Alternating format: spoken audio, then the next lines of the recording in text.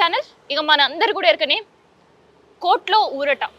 So high court నుంచి ఊరట లభించింది. తర్వాత అరెస్ట్ లేకుండా మీరు విచారణ కొనసాగించాలి అని కోర్టు చెప్పిన మాటతో చాలా వరకు ఒక సేఫ్ అంబ్రెల్లా ఉండే కేటీఆర్ కానీ ఎప్పుడైతే కోర్టు విచారణకి ఆదేశించిందో సో ప్రతి చోట కూడా ఏం జరుగుతుంది, ఎప్పుడు అరెస్ట్ అవుతారు, ఈ రెండు మాటలే వినిపిస్తున్నాయి. మరి దీన్ని ఎదుర్కోవడానికి బీఆర్ఎస్ లీగల్ టీం ఎట్లాంటి వ్యూహంతో ముందుకు పోబోతుంది? సో సుప్రీంకోర్టులో అయినా తేల్చుకుంటామన్నారు. న్యాయపరంగానే ఈ ఏదైతే జరుగుతుందో ఈ కుట్ర కనుకోవచ్చు, లేదంటే ఇష్యూస్ కనుకోవచ్చు, స్వస్తి పలుకుతాం అనే బీఆర్ఎస్ లీగల్ టీం ఎప్పుడు చెప్తూ వచ్చింది. సో ప్రజెంట్ మనతోటి బీఆర్ఎస్ లీగల్ టీం లక్ష్మణ్ గారు ఉన్నారు. ఒకసారి మనం మాట్లాడే ప్రయత్నం చేద్దాం. మరి ఈ సమస్యను ఎట్లా ఎదుర్కోబోతున్నారు అండ్ లీగల్ టీం ఎట్లాంటి కసరత్తులు చేస్తున్నారు, ప్రజెంట్ పరిస్థితి ఎట్లా ఉంది, అసలు ఏమేమి కేసులు ఉన్నాయి అండ్ ఆ కేసులకు సంబంధించి గతంలో ఏమైనా సిచ్యువేషన్స్ ఉన్నాయా and present law and order హైదరాబాద్లో, తెలంగాణ గురించి నేను మాట్లాడట్లేదు, ప్రజెంట్ తెలంగాణలో హైదరాబాద్లో జరుగుతున్న ఇష్యూస్ మీ అందరూ కూడా ఎరుకనే, అసలు లా అండ్ ఆర్డర్కి సంబంధించిన పరిస్థితి ఎట్లా ఉన్నాయి, ఇట్లాంటి విషయాలన్నీ కూడా తెలుసుకుంది. ప్రజెంట్ మనతోటి లక్ష్మణ్ గారు. నమస్తే. నమస్తే. సో బీఆర్ఎస్ లీగల్ టీం చాలా పెద్ద టాస్క్ ఉన్నట్టుందిగా ఇప్పుడు మీకు. అంటే ఒకటి చూస్తున్నాం మనం, అంటే కాన్స్టిట్యూషన్లో ఉన్న కొన్ని ఫండమెంటల్ రైట్స్ను కూడా వైలేషన్ అవుతుంటే చూస్తుండే పరిస్థితి కనబడుతుంది ఇప్పుడు మనం రాష్ట్రంలో. నిజంగా తప్పుడు కేసులు పెట్టడం, తప్పుడు కంప్లైంట్లు చేయడం, తప్పుడు ఎఫ్ఐఆర్ నమోదు చేయడం, తప్పుడు రిమాండ్ చేయడం, డ్యూ ప్రాసెస్ లా అనేది కనబడట్లేదు అనిపిస్తుంది. నిజంగా తెలంగాణలో ఎటుపోతున్నాం మనము, కాన్స్టిట్యూషన్ రూలింగ్లో ఉన్నామా మనము, అసలు ఏమవుతుంది ఏంటి? ఇప్పుడు తన రైట్ 525 BNSS యాక్ట్ ప్రకారం తను హైకోర్టును అప్రోచ్ అయ్యింది కేటీఆర్ గారు. అప్రోచ్ మీరు అన్నట్టు తనకు అప్రోచ్ అయినప్పుడు నాట్ టు అరెస్ట్ అనే ఆర్డర్ వచ్చింది. తర్వాత డిస్మిస్ అయింది. డిస్మిస్ అయితే దాన్ని ఏదో చేయడము, అది చేయడం, that is not proper way. Media కావచ్చు, పొలిటీషియన్లు కావచ్చు, ఎవరు ఇప్పుడు కోర్టు పరిధిలో ఉన్నప్పుడు this is the court order కాదు, దిస్ ఈస్ ద హైకోర్టు ఇచ్చిన ఆర్డర్, డిస్మిసల్ ఆర్డర్. మీరు అన్నట్టు నాట్ టు అరెస్ట్ ఇచ్చింది, సరే ఇప్పుడు ఇది డిస్మిస్ అయింది. దీనిలో ఏముందో క్లియర్గా చదవాలి. అది జర్నలిస్టులే కావచ్చు, అడ్వకేట్లే కావచ్చు, అదేవిధంగా పొలిటీషియన్లే కావచ్చు, చదివిన తర్వాత దీంట్లో ఫ్యాక్ట్ ఆఫ్ ది కేసు ఏముంది, ప్రాసిక్యూషన్ డిఫెన్స్ వాళ్ళు ఏం ఆర్గ్యూ చేశారు, అదేవిధంగా గవర్నమెంట్ తరఫున ఏజీ గారు, అడిషనల్ ఏజీ గారు వాళ్ళ తరఫున కంప్లైంట్ తరఫున ఏం ఆర్గ్యుమెంట్ జరిగింది, ఫైనల్గా కోర్టు ఏం ఆర్డర్ ఇచ్చిందని క్లియర్గా మనం విశ్లేషిస్తే బాగుంటుంది. మీడియా ఛానల్ కావచ్చు, డిబేట్స్ కావచ్చు, క్లియర్ ఇందులో ఒకటే. ఈ సందర్భంలో అవును, ఈ విషయంలో చాలా వరకు చాలా మందికి కన్ఫ్యూజన్స్, మీరు అన్న విషయం వాస్తవమే.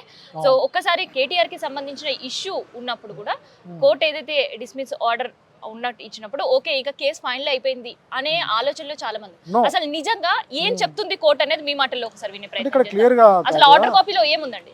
ఆర్డర్ కాపీ డిస్మిస్ చేసినంత మాత్రాన కేటీఆర్ గారిని అరెస్ట్ చేయాలని అందులో లేదండి.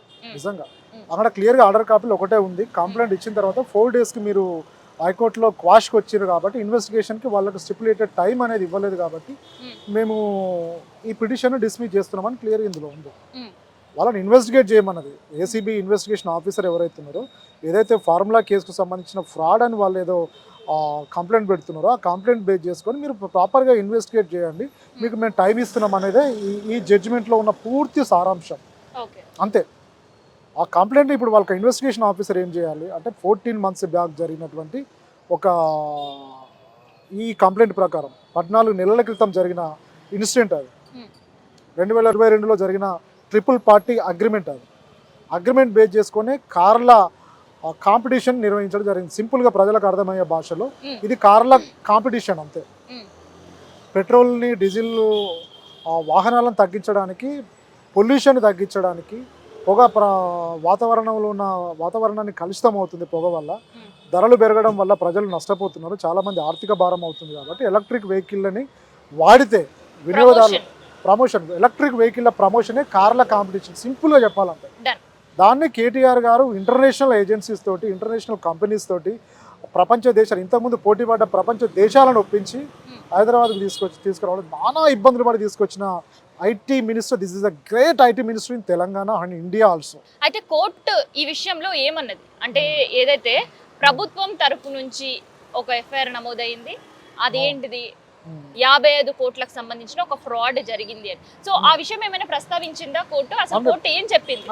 ప్రభుత్వం తరఫున న్యాయమూర్తికి ఏం చెప్పింది అండ్ ఇటు మీ బీఆర్ఎస్ లీగల్ టీం కూడా దీనిపైన గట్టిగానే కొట్లాడారు కాబట్టి మీరు స్టే తెచ్చుకోగలిగారు గతంలో. సో ఏం చెప్పింది అంటే క్లియర్ ఇక్కడ వాళ్ళ ప్రాసిక్యూషన్ తరఫున వాళ్ళు క్లియర్గా వాళ్ళ వాదనలో అన్ని మనం పరిగణలోకి తీసుకున్నట్టు అన్ని విన్న తర్వాత మాకు FIR is not a encyclopaedia అని వాళ్ళ తరఫున అడ్వకేట్లు చెప్పడం జరిగింది. ఎన్సైక్లోపీడియా మీన్స్ అన్ని ఎఫ్ఐఆర్లో ఉండవు అనేది, అన్ని కంప్లైంట్లో ఉండవు అనేది వాళ్ళ వాదన. ఇప్పుడు మా వాదన ఏంటంటే నిజంగా కేటీఆర్ గారు నిజంగా ఫండ్స్ని మిస్అప్రూవ్ చేసినట్టయితే, నిజంగా ఫార్ములా ఈ కోర్స్ని తన సొంత అవసరాలకు వాడుకున్నట్టయితే ఆ ఫిర్యాదులో పేర్కొనాలి కదా, ఫిర్యాదులో రాయాలి కదా కేటీఆర్ గారు ఏ విధంగా చీట్ చేశారు, ఏ విధంగా మిస్అప్రూవ్ చేశాడు, ఏ విధంగా పర్సనల్గా ఏమైనా అమౌంట్ తనకు వాడుకున్నాడు, what is the documents evidence proper కంప్లైంట్లో పెట్టాలి. ఆ పెట్టిన తర్వాతనే దాని మీద ఇన్వెస్టిగేషన్ జరుగుతుంది. దానిలో అరెస్ట్ చేయాలా, నోటీసులు ఇవ్వాలా, లేదంటే బేసింగ్ ఆన్ ద ఇన్వెస్టిగేషన్ కేసును క్లోజ్ చేయాలా అనేది ఇన్వెస్టిగేషన్ ఆఫీసర్ యొక్క డ్యూటీ. అది అలా క్లియర్గా జడ్జి గారు ఒకటే చెప్పడం జరిగింది. కంప్లైంట్ ఇచ్చిన తర్వాత 4 రోజులకి మీరు హైకోర్టుకి వచ్చారు కాబట్టి ఇన్వెస్టిగేషన్కి టైం లేదు కాబట్టి ఇన్వెస్టిగేషన్కి టైం ఇస్తున్నామని చెప్పి క్లోజ్ చేయడం జరిగింది. దిస్ ఈజ్ ద సింపుల్, అంటే అందరికి అర్థమయ్యే భాషలో ఇది సింపుల్ లీగల్ ఆస్పెక్ట్లో నేను చెప్తున్నాను ఈ ఛానల్ ద్వారా. డన్. అయితే ఇప్పటి వరకు అయితే మీరు చెప్పినది కూడా అర్థమై ఉంటుంది. అండ్ ఇంకొకటి వాట్ నెక్స్ట్, మరేంటి ఇప్పుడు హైకోర్టులో ఏం సమాధానం వచ్చిందో ఎరకని ఇప్పుడు చెప్పిరు, ఓకే, మరి ఏంటి తదుపరి ఏంటి, సుప్రీంకోర్టుకి వెళ్ళబోతున్నారా? అంటే ఇక్కడ క్లియర్గా కాగా కేటీఆర్ గారు మొదటి నుంచి చెప్తూనే ఉన్నారు, ఏసీబీకి నేను సపోర్ట్ చేస్తాను, ఇన్వెస్టిగేషన్కి నేను సపోర్ట్ చేస్తాను, కానీ లీగల్ టర్మినాలజీ నాకు అర్థం కాదు కాబట్టి అడ్వకేట్ సపోర్ట్ నాకు అవసరమని ఆయన అడుగుతున్నాడు. ఈరోజు లంచ్ మోషన్ హైకోర్టులో మూవ్ చేయడం జరిగింది. కోర్టు ఏమి ఇస్తే దాని ప్రకారం మేము ఫర్దర్గా మూవ్ చేస్తాం. అదేవిధంగా జడ్జిమెంట్లో మేము స్టడీ చేసిన తర్వాత ఈ జడ్జిమెంట్ను కూడా ఫర్దర్గా సుప్రీంకోర్టులో ఛాలెంజ్ చేసే అవకాశం ఉంది. ఎందుకంటే ఇన్సిడెంట్ జరిగిన 14 నెలల తర్వాత ల్యాప్స్ ఆఫ్ ద టైం, అంత టైం తర్వాత కంప్లైంట్ ఇవ్వాల్సిన అవసరం ఏముంది? నిజంగా కేటీఆర్ గారు నిజంగా ఆ ఫండ్స్ని మిస్అప్రూవ్ చేసినట్టయితే ఏజెన్సీస్ కావచ్చు, నిజంగా మిగతా అక్యూలు కావచ్చు, ఈ ఈవెంట్ కార్ రేస్ కోసం వాళ్ళ సొంత అవసరాలకు వాడుకున్నట్టయితే ఆ 14 నెలల ముందు ఎందుకు కంప్లైంట్ చేయలేదు? ప్రభుత్వం వచ్చిన వెంటనే ఎందుకు కంప్లైంట్ చేయలేదు? ఇన్వెస్టిగేషన్కి టైం లేదన్నప్పుడు మిగతా ఆ 14 నెలల టైం అనేది కూడా కోర్టు పరిగణలోకి తీసుకోవాలి కదా. ఇవన్నీ మేము సుప్రీంకోర్టులో ప్రస్తావించే అవకాశం ఉంటుంది. అయితే సుప్రీంకోర్టులో మీరు వేసే కంటే ముందే ఇంకొక అపీల్ కూడా చేసిర్రు ఇక్కడ నుంచి, ప్రభుత్వం నుంచి అన్నారు, అది వాస్తవమేనండి? అంటే వాళ్ళు కేవియేట్ చేసిండ్రు అనేది తెలుస్తుంది కాగా, కేవియేట్ చేసినంత మాత్రాన్ని ఇక్కడ క్లియర్గా ఇప్పుడు మేము హైకోర్టులో కేవియేట్ అనేది ఏంటి అనేది ఒక్కసారి జనరల్ గా అర్థమయ్యే టర్మినాలజీలో ఒకసారి సింపుల్గా కాగా, కేవియేట్ అనేది ఇక్కడ ఇప్పుడు కేటీఆర్ గారికి వేసిన క్వాష్ పిటిషన్ని హైకోర్టులో తెలంగాణ హైకోర్టు డిస్మిస్ చేయడం జరిగింది. దీని తర్వాత అప్పీల్ చేసే రైట్ కేటీఆర్ గారికి ఉన్నది, అది కోర్టు ఇచ్చిన ఇవ్వకుండా that is the legal right of the KTR. Appeal చేసుకునే క్రమంలో మాకు నోటీస్ ఇవ్వకుండా ఏమైనా ఆర్డర్ ఇస్తారేమో అని చెప్పి వాళ్ళు ముందస్తుగానే కేవీఐ పిటిషన్ ఫైల్ చేస్తే వాళ్ళకి నోటీస్ ఇవ్వకుండా ఆర్గ్యుమెంట్ వినడానికి కోర్టుకు కానీ, నోటీస్ ఇవ్వకుండా మేము కోర్టును రిక్వెస్ట్ చేయడానికి మాకు కానీ రైట్స్ ఉండవు. That is the caveat meaning. అదే మేము కోర్టులో కేసు ఫైల్ చేసినప్పుడు వాళ్ళకి నోటీస్ ఇవ్వాలి. నోటీస్ ఇచ్చిన తర్వాత దానిలో కోర్టు ఆర్గ్యుమెంట్స్ వినడం జరుగుతుంది. అందుకే వాళ్ళు కేవియేట్ చేయడం జరిగింది. ఇక్కడ సింపుల్గా నేను చెప్పాలంటే ఏ కేసు అయినా అప్పీల్ వేసే ముందు, అప్పీల్ వేయకముందు అయినా హైకోర్టులో కానీ సుప్రీంకోర్టులో కానీ జనరల్గా మనం ఫైల్ చేసిన తర్వాత గవర్నమెంట్ తరపున ఉన్న ఏజీ కావచ్చు, అడిషనల్ ఏజీ కావచ్చు, పీపీ గారికి కావచ్చు, కంపల్సరీ మేము నోటీస్ ఇస్తాం. నోటీస్ ఇవ్వకుండా కోర్టు ఆర్గ్యుమెంట్ వినడం అనేది అప్పీల్లో జరగదు. జరుగుతుందేమో అనే మందస్తుగా వాళ్ళు కేవియేట్ చేయడం జరిగింది, అంతే. That is the meaning of caveat. So ఒకవైపు ఏసీబీకి సంబంధించిన ఇష్యూస్లోనే ఉన్నారు, ఇక్కడ హైకోర్టు కాకుండా సుప్రీంకోర్టులో అయినా మేము లీగల్గా ఖచ్చితంగా ఒక యుద్ధం చేస్తామని యుద్ధానికి సిద్ధంగా. సో ఈ లోపు మళ్ళీ ఈడీ కేసు. సరే ఏంటి, ఒక కేసు మీద ఒక కేసు ఎట్లా లీడ్ చేయబోతున్నారు ఇష్యూస్? అంటే ఇక్కడ చాలా వరకు మనం ఒకటి గమనించినట్టయితే కాగా, క్లియర్గా కేటీఆర్ గారు రేస్ కోర్సు నిర్వహించడం ట్రిపుల్ పార్టీ అగ్రిమెంట్ బేస్ చేసుకుని జరిగింది కాబట్టి నేను తప్పు చేయలేదనే కోణంలోనే లీగల్గా ఫైట్ చేస్తున్నారు. నిజంగా తప్పు చేసిన వ్యక్తి అయితే ఇలా లీగల్గా ఫైట్ చేయరు. నాకు తెలిసి వాళ్ళు కూడా గవర్నమెంట్ పర్మిషన్ తీసుకోరు. నిజంగా కేటీఆర్ గారు ఫండ్స్ని మిస్అప్రూవ్ చేసినట్టయితే, డిసానెస్ట్ చేసినట్టయితే, దాన్ని తన సొంత అవసరాలకు వాడుకున్నట్లయితే, నిజంగా ఇంత వాళ్ళు ఫైల్ను కొన్ని రోజులు గవర్నర్ పర్మిషన్కి పంపడం, తర్వాత దానికి అది చేయడం అంటే కోర్టు అది కూడా పరిగణలోకి తీసుకోలేదు. ఎఫ్ఐఆర్ 12/12/2024 నుంచి దాన్ని పరిగణలోకి తీసుకోవడం, ఎఫ్ఐఆర్ అయిన డే నుంచే పరిగణలోకి తీసుకోవడం జరిగింది. కానీ గవర్నర్ ముందే దానికి పర్మిషన్ ఇచ్చున్నాడు, అంటే ఆయన పరిశీలించే ఇవ్వడం జరిగింది. దాన్ని కూడా పరిగణలోకి తీసుకోవాలని సుప్రీంకోర్టులో ప్రస్తావించే అవకాశం ఉంటుంది. సో ఈడీని ఎట్లా ఎదుర్కోబోతున్నారు మళ్ళీ? ఎందుకంటే మొన్న లాస్ట్ టైం చూసినప్పుడే ఏసీబీ విచారణకి వెళ్ళినప్పుడు అక్కడ ఒక హై డ్రామా చూసినాం. అడ్వకేట్తో వెళ్ళడం, అడ్వకేట్తో మేము అలో చేయడం, లా అండ్ ఆర్డర్ పోలీసులు అడ్డుకోవడం. సో మరి అసలుకి ఏంటి అంటే ఇక్కడ ఈడీ అనే కేసు కూడా ఇక్కడ బేసింగ్ అంతా ఏజీబీ కేసు బేస్ చేసుకొని ఈడీ ఇన్వెస్టిగేషన్ అనేది జరుగుతుంటుంది. ఇక్కడ ఫండ్స్కి సంబంధించి, పిఎంఎల్ఏకి సంబంధించి, ప్రివెన్షన్ ఆఫ్ మనీ లాండరింగ్కి సంబంధించి ఏమన్నా ఫండ్స్ని వీళ్ళు సొంత అవసరాలకు వాడుకున్నారా లేదా అనేది ఈడీ ఇన్వెస్టిగేషన్లో వాళ్ళు డాక్యుమెంటరీ ఎవిడెన్స్ కావచ్చు, ఎంక్వైరీ కావచ్చు చేయడం జరుగుతుంది. నిజంగా అక్కడ ఈ అగ్రిమెంట్ బేస్ చేసుకునే ఆన్లైన్ ద్వారా మాత్రమే బ్యాంకుల నేషనల్ ఇంటర్నేషనల్ బ్యాంకుల ద్వారా మాత్రమే జరిగిన ట్రాన్సాక్షన్. నిజంగా అక్కడ ప్రివెన్షన్ అనేది కరప్షన్ అనేది ఎక్కడ జరిగినట్టు ఆధారాలు లేవు.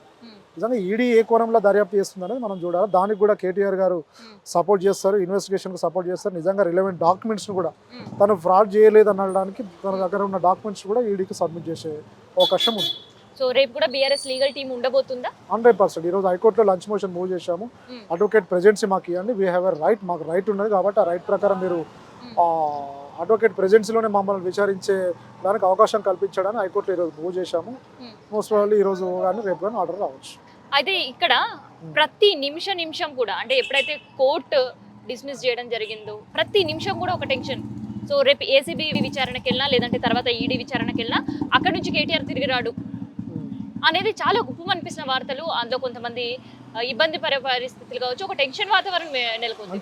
ఏం చెప్తారు మీరు? మంచి క్వశ్చన్ కావ్య. క్లియర్గా నేను ఒకటే చెప్తున్నా, ఇక్కడ ఇన్వెస్టిగేషనే ప్రాపర్గా జరగలేదు, ఇన్వెస్టిగేషన్ మేము చేయలేదు అని వాళ్ళ తరపున ఏజీ గారు అదే వాదనలు వినిపించారు, అడిషనల్ ఏజీ తరపున ఉన్న అడ్వకేట్ కూడా అదే వాదనలు వినిపించారు, కంప్లైంట్ తరపున ఉన్న కౌన్సిల్ కూడా అదే వాదనలు వినిపించారు. నిజంగా ఇన్వెస్టిగేషన్ జరగనప్పుడు అరెస్ట్ ఏ బేస్ మీద మీరు చేస్తారు? కేసు ఇన్వెస్టిగేషన్ చేయనప్పుడు జస్ట్ మొన్ననే కంప్లైంట్ ఇచ్చారు, హైకోర్టు కూడా జస్ట్ 2 days బ్యాక్ డిస్మిస్ చేసినప్పుడు ఇంత ఇమీడియట్గా అరెస్ట్ చేస్తే దట్ ఈస్ ఇల్లీగల్. ఇన్వెస్టిగేషన్ మీరు చేయనప్పుడు అరెస్ట్ అనేది ఎక్కడ ఉంటుంది? కోర్టు ఇన్వెస్టిగేషన్కి అవకాశం మాత్రమే ఇచ్చిందండి.